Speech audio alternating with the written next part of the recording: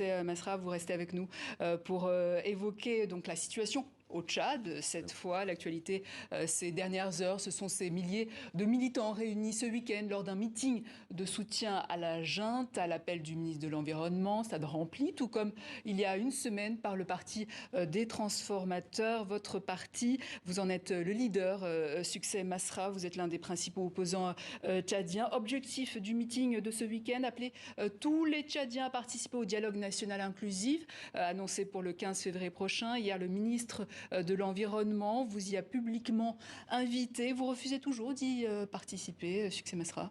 Je parle au premier responsable, et le premier responsable aujourd'hui, qui sera le responsable de l'échec ou de la réussite de la transition, c'est le président du Conseil militaire de transition et son équipe.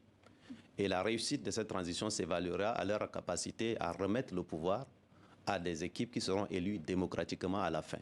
Il n'y a que cela qui va compter. À la fin, à la fin de la transition. À la fin de la transition, sur la, voilà, exactement, à laquelle ils se sont engagés.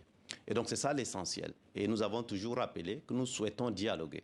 Nous avons mis sur la table, comme les politico-militaires l'ont fait, des conditions qui sont un peu des conditions de pré-dialogue. Pourquoi refuser d'y aller alors si vous voulez dialoguer? Nous voulons dialoguer, mais si nous sommes obligés de revenir aujourd'hui au dialogue en jetant la Constitution, un pays sans constitution aujourd'hui.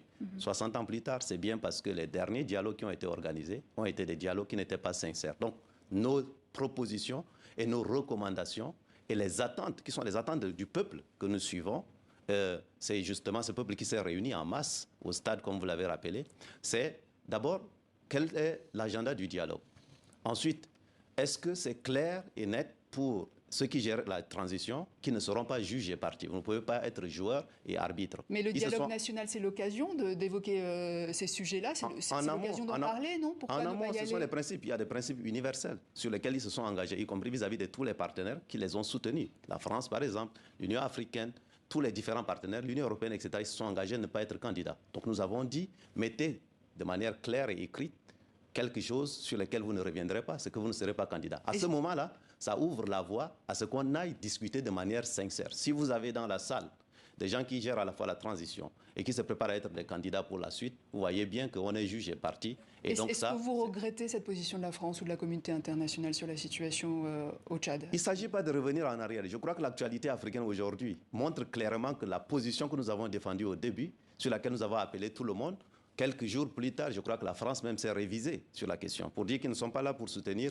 un plan de dynastie ou de succession dynastique. Et donc, nous ne faisons que dire ce que, y compris l'Union africaine, a demandé.